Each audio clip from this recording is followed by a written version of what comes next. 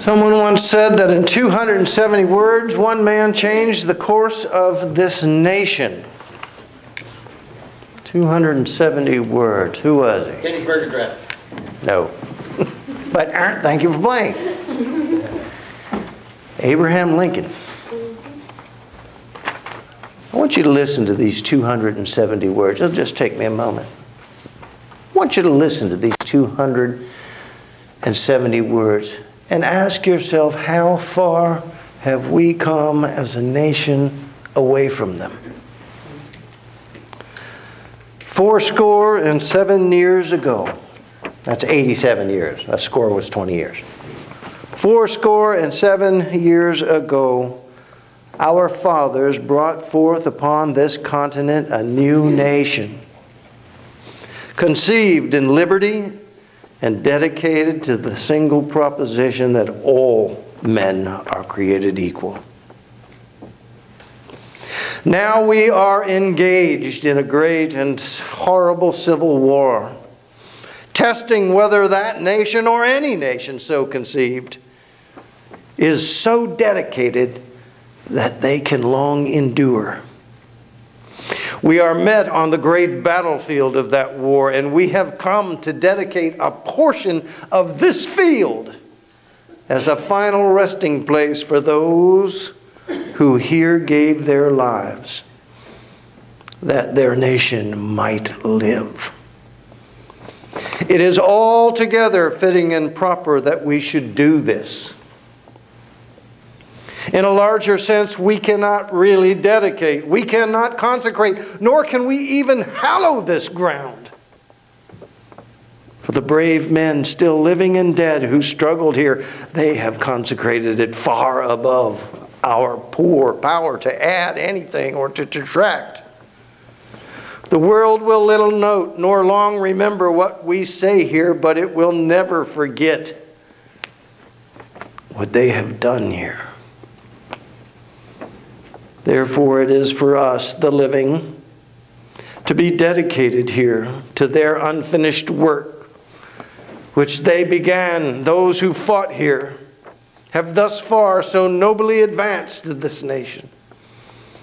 It is rather for us to be here dedicated to the great task that remains before us, that these honored dead will take increased devotion to that cause, for which they gave the last full measure of their devotion, and that we should have a new place of birth of freedom.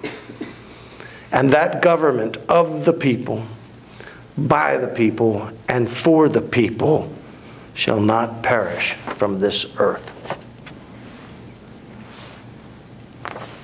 This is Abraham Lincoln's Gettysburg Address. Gettysburg Address, 270 words, as bodies were still strewn around half the battlefields. Men from the South, men from the North, all Americans, all dedicated to the birth of that nation, all dedicated to dying for that nation, regardless of what side you were cheering for. The greatest war in all of the world is a civil war, where brothers fight brothers, where men and women fight each other that were once families and now enemies. We all have that uncle we don't get along with, or that aunt that needs to mind her own business, right? But we don't start a war over it. Look what's happening in our streets. Look what's happening in our nation. You know what these are? They're not peaceful protests. They're anarchy. It's brother fighting brother. It's Americans fighting Americans. This is a severe problem. And why are they fighting it? How can a nation once so dedicated, seeing their mistakes, seeing their loss, seeing the destruction of their own nation, and say, we're not going to do this anymore, can get to that place again where this is exactly what we're doing? The very idea that we need to send in federal troops to stop our own people from killing each other.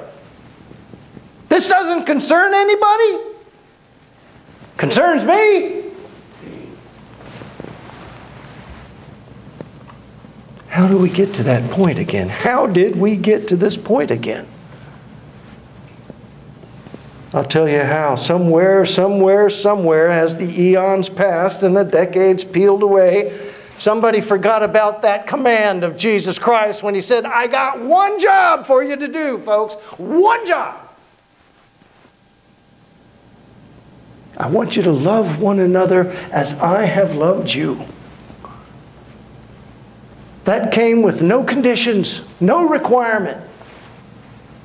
He didn't say love just the white guys or love just the black guys. He said you go forth to the utter ends of the world and love everyone as I have loved you. And they did that. And everyone paid the ultimate price to do that. And somehow, through a ragtag bunch of unlearned, uneducated, undegreed, uncredentialed men and women, a world was beginning to change. And for the first time, women had value, and children were cared for, and love began to grow, and wars and people stopped fighting, and nations were being built, and churches. And for 2,000 years, that was important. But somewhere in the last 50 years, that light's gone out. You know, when I was growing up a boy, I grew up Catholic. And in every Catholic church, I don't know if they still do it, but in my Catholic church, St. Anthony's down in Fort Lauderdale, huge sanctuary. It could seat thousands. And it was all just really ornate, high and holy. And amidst the giant cross and Jesus, the statue of Jesus on the cross, everything up front that just made it so powerfully impressive. The most impressive thing to me as a little boy growing up in that church was a tiny little candle in a little tiny red glass, font or something, hanging from the ceiling right in front of all that edifice. Tiny little candle up there. And it was always lit, day or night. Didn't matter when you went in there, that candle was lit. And what we were taught growing up by the priests and the nuns was that candle burns when God is here. Now, I don't know if they told us that to scare us or to make sure we behaved ourselves, but it always impressed me. I always looked at, when I entered that church, the might and the power and the huge organs and all that great stuff. Wow! I always looked to see if that candle was burning.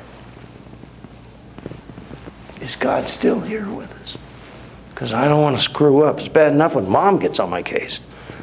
Last thing I want to do is have God on my case, especially when you're only 8 years old. Silly as that story sounds, I still, in my heart and in my mind and in my memory, long to see that candle. Make sure it's still going. Now, I don't have it in my church anymore. Maybe we need one. But I got it in my heart. And when I see that candle burning and I know God is here, I also know that He calls me to be His hero. Because as I'm looking at His candle to see if He's here, He's looking to my heart to see if I'm here. But somewhere in the last 50 years, that candle's gone out for the rest of the world. And it's in that darkness that they grow a huge crop of hatred, bias, and prejudice, angers. And it doesn't matter what the story is or how it's reported or who gets this or who gets that. This has nothing to do with the protests. Not any longer. These are servants of Satan, filled with his hate, filled with his rage, filled with his destruction, and they're employing it every chance they get. Wow, I wish the Christians could employ that love thing every chance they get. Somewhere along the line, that candle's blown out for many people. want to read you a story I read. His man's name is Roger, and he was a little boy. When his parents divorced, he was in middle school, 6th grade, and they moved, his mom and their 6 siblings or whatever, moved to a tiny little apartment in Lorain, Ohio. And it was only like a little 2-room apartment and 1 bath. That's all they could afford. And so the kids were, you know, they slept on the floors, they slept on a couch, they slept, and he said that he had his private room. And said, Roger, how'd you have a private room in a tiny little house like that? He goes, well, I slept on the floor in my closet. So I had a door, I could close it. He had a private room. Didn't have a bed, but he had a private room. Had a bunch of clothes hanging over top of him, but I thought, wow, that's a neat story. Well, it is a neat story because he grew up and he learned that Lorain, Ohio, wherever that is, I don't know, had a lot of poverty in it. And there was a lot of children in that city that never had beds. And they sleep on floors and couches and bean bags and junk like that too. None of them had their own room. Well, he heard, as he became a young man, he heard of a not-profit organization out in Utah or somewhere. Let me see if I wrote that down. I didn't write it down, but it was out in Utah or somewhere out there in the Midwest. So he left Ohio and went out there, and the name of the company was called Sleep in Heavenly Peace. And it's a founder guy started it, and he had 2 or 3 chapters of it around the country. And what they did was they brought in artisans and volunteers and stuff like that into this warehouse, and they built bunk beds for children that didn't have beds. They built 2-deckers and 3-deckers if they had to, just so every child, regardless if you only had 1 room and you had 8 kids in it, they were going to put bunk beds in it. Make sure every child had a soft, comfortable place to sleep. And they would build the beds themselves. They'd get the lumber donated. They'd get the mattresses donated. And this was just a crazy thing somebody decided to do out in Utah somewhere. So he worked with them for a year or 2 and learned all the things and all that. And he came back to Lorain, Ohio, determined to start a Sleep in Heavenly Peace for the children of poverty that had no beds. This is a kid that slept on the floor in his own private room. It was a closet. It's funny because his joke is, you know, by the time I was 16, 17, I outgrew my closet. It was longer than the closet was.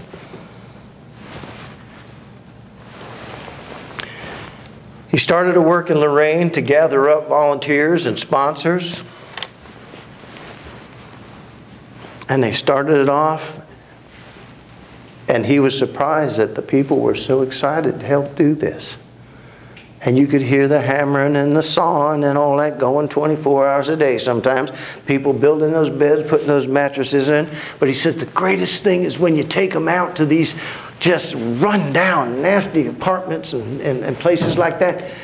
And you come in there and say, we got new beds and mattresses for all your kids and one for you too, Mom, if you want them. Free of charge. Can you imagine the joy on those families' faces? One little girl looked at him and says, why do you do this? Roger said he didn't have an answer. He was dumbfounded. All he could get out was, because I love you. And the little girl smiled and said, that's nice, thank you. He just kind of blurted out, he didn't know what to say. Why do you do this? Little girl asks. Later he reflected on it and said, you know what? I never really considered why I'm doing this. Other than I grew up in a closet and considered myself blessed. Said after that, the whole company took on new meanings. He gave the rest of his life, and even to this day, is building beds so that kids somewhere can sleep in heavenly peace. That's an awesome story, isn't it? He ought to be out in the streets, looting. Needs more lumber? Loot a lumber shop. He ought to be burning some buildings down somewhere. That seems to be more of the great fashion of today. Why would you help people you don't know or care about people that haven't got anything? Why would you even take the time to find those people?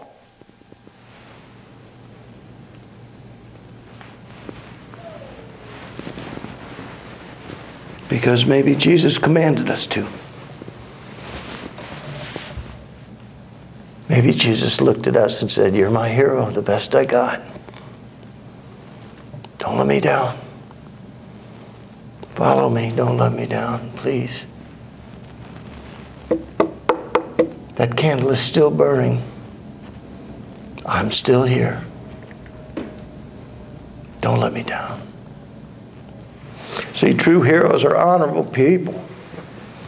They care more for those around them than for themselves, and that was quite evident in the lives of every single one of the apostles. And also in the lives of the men who would follow after them, and the men who would follow after them, and the men who would follow after them. And you can throw as many women in there as you want. I'm just using man in general. And somehow, 2,000 years later, here we are talking about Jesus, aren't we? Talking about what happened that night at the Last Supper. That last command, that final summary, do this. This is the one priority. Love one another. Always. Love one another as I have loved you. Make a difference in somebody's life. A good difference. Don't throw a rock through the window. That's what true heroes do. They're honorable. You know, celebrities make headlines. But heroes like these guys, and they make history. Headlines come and go. But think of those men and those women who've given it all throughout the course of human existence. Those are the heroes. No thought at all of themselves. I read an interesting article this week about a Captain J.C. Muir. J.C. Muir. He was on a PT boat. Y'all know what that is? It's a patrol boat back in World War II. PT stands for Patrol Torpedo Boat. I can't say that. Patrol Torpedo Boat. And they had a couple of machine guns on them. They were kind of fast runabout boats, and they had a couple of torpedo tubes on each side of the boat, and they would, carry 3 or 4 or 5 torpedoes, and they'd try and take a shot every once in a while if they got the opportunity to attack an enemy ship. And it was off Sicily. It was off the coast of Sicily back in 42, I think that was the date. Anyway, we were trying to take Palermo and all of this, and they were putting landing crafts were coming in, and one of the landing crafts was targeted and hit by a torpedo. And fortunately, it hit the back of it where the motor was and blew it up and everything, but it was on fire and it was sinking. But the men were still way out to sea. It hadn't gotten to the land yet. So they're still 2 or 3 miles off.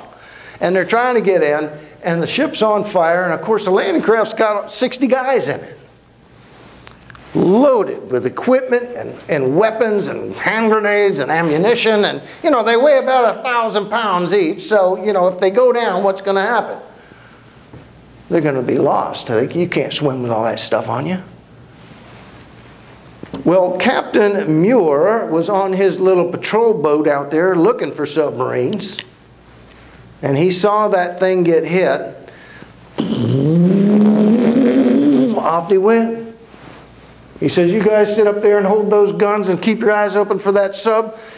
He went over there and he did something he was not ordered to do, something he was not expected to do, something he didn't even believe he did, but he went up, sighted next to that thing that was on fire and burning, and had those guys jump on board his boat. 60 men piled on a little patrol boat. Side by side, hammer to hammer, all the weapons and everything. He goes, I'll get you to the shore. He sat dead in the water for nearly 5 minutes while he got all those guys on board. A perfect target for a submarine. Risked his own crew, risked his own life, got all those men on board, and then traveled the rest of the distance in, risking running aground in shallow water. But he got them to the boys where they were like in this deep or so. They all jumped off and made the landing safely. All 60 men. The only man lost on that ship, or that landing boat, was the one driving it, because the torpedo struck in the back and blew him up, unfortunately. But all 60 of those soldiers were saved by a captain who just happened to be there. Didn't have the means by any means. Just a little old wooden boat. That's what they were. But saw 60 men ready to lose their lives. He knew they would die. So he risked his life and his crew and his boat, sat dead in the water so that every one of those men could climb aboard and hang on to something. I would have liked to have seen a picture of that. You know, those boats only had a complement of 9 guys maybe. Wow. They said he was a hero. He said, no, not really. He said, what made you do it? And I said, well, I'm not sure, but if I were one of those men on that boat that was burning, I would hope a captain would do that for me. He said, did you have to think about it? He said, there's nothing to think about. See men in need, you hear their cries. You see the danger, you see the boat on fire, you move. You don't think about it. A new command I give to you, that you love one another. You know, I got to see Colin Powell once. And I was impressed with him. He spoke at something, I went to a conference thing. Very impressive. Later I heard he did an interview with the same men I used to preach to when I was in seminary. We'd go over to Louisville, to Fort Knox there, and we would preach to the tankers. And I've told some of you this before. The tankers would get liberty in the evening if they came to church in the morning. That was the deal. And I don't know that they did that for me. It's just that I guess somebody somewhere with a lot of jewelry on their collar thought it would be a good idea for his men to hear the Word of God. So we would go over there and we would preach to them. And I went with the professors many times. And they knew I was a storyteller. And they'd say, Tom, get up there and tell one of your stupid stories. They like that stuff. So I would. And I got to know a few of the tankers, and I'm going to tell you something about the American tanker. Those men, there's 5 men in each tank. Those men are closer to each other than most husbands and wives are. Those men know more about each other than most husbands and wives do. Those men finish each other's sentences. Those men think what needs to be done before anyone has to tell them what needs to be done. Those men are sharp, responsive, and always at the ready to move. Do you know that those tankers never tank with anybody else? Those 5 guys, they go through the whole rigmarole, if that's a word, together. Each tank has a commander,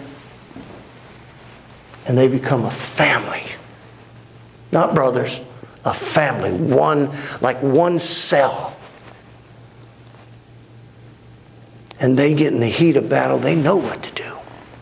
They don't need anybody to command them. They know what to do. They know how that machine works. The drivers drive, the gunners target and aim, the commanders keep a watch for the tank over there, tank over there. They act as one. They move as one. They think as one. Nothing comes in between that. So Colin Powell was interviewing these guys after the Iraq War. If you remember, we had a platoon of 8 tanks that were sent on patrol. And they were out in the desert, and they were basically just, a distance apart, but they were keeping an eye on each other. And they were driving out there in the sands and all that stuff, and they came up over these giant sand hills and all that. Well, they ran into a division of the Republican Guard tanks. Saddam Hussein's mighty Republican Guard, he said they couldn't be defeated in the world. The only problem was the Americans had 8 tanks. The Republican Guard had 76 tanks. Well, for the next 2 hours, a battle raged on earth as such the world had never seen. Hell was literally unleashed. The sound of huge cannons and the blasts and impacts upon tanks and the fires and the explosions. The screaming of men burning to death in a tank and they can't get out. It was all the horrors of war that could be made at one time. For 2.5 hours. Life meant very little. At the end of those 2.5 hours, there were 76 tanks burning in the desert, full of men roasted to death, and 8 American tanks driving away. And they called these men the heroes of the tanks. The men in the tank said, we weren't heroes. We were fighting for our lives. I didn't care about my life, but I cared about the men in my tank. And this tank cared about the men in that tank. And that tank cared about the men in this tank. That's the way we're trained. I remember the press said, oh, they can't defeat that. That's incredible. 8 tanks. In the hell, in the chaos, in the confusion, and all that's going on. 8 tanks for 2.5 hours. The Americans had no losses. And I would see these guys and I would preach to them on Sunday because I knew they sat together, they ate together, they talked together. They're inseparable. That's how strong they are. That's the bond. That's the dedication those men have in those behemoth coffins.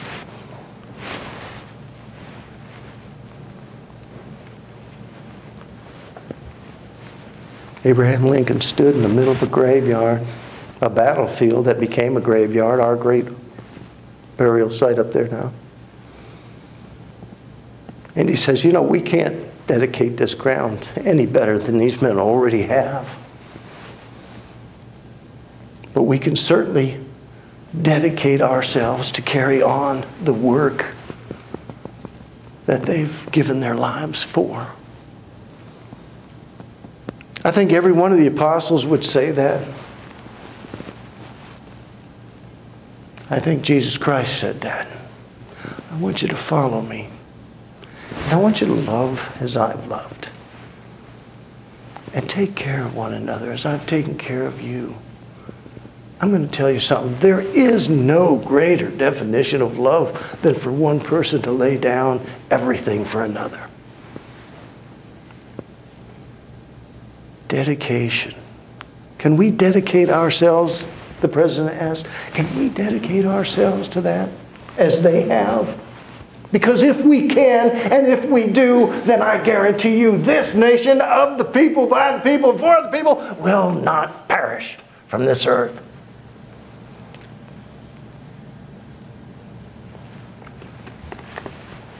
We need a hero. That's what the news guy says. Part of me, I wish I was there. I'd say, well, what about you? Well, I'm not going. We need a hero. Wow.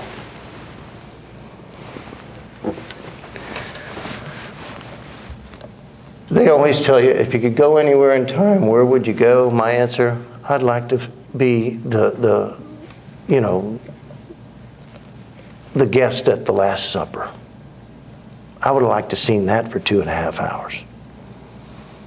You know, I'll even sit in Judas's chair. He's not going to use it. I'd have liked to have been there. I'd like to know, knowing what I know now, I'd like to see and watch a man who knows what's coming have such resolve and such calm and such dedication so as to encourage his men no matter what. You're a family now, boys. Take care of one another and love everybody you come in contact with, no matter what. I need you to do this. The first command, follow me. The strongest command, love one another. The last command, follow me.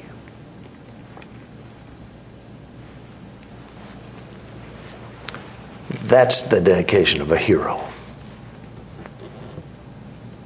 I got one last word to tell you folks. You know what? I don't have a candle, but that light is still lit.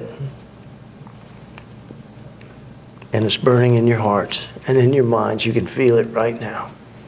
Or you should be. That lamp is still lit. God is still here. Don't let him down. Let us pray.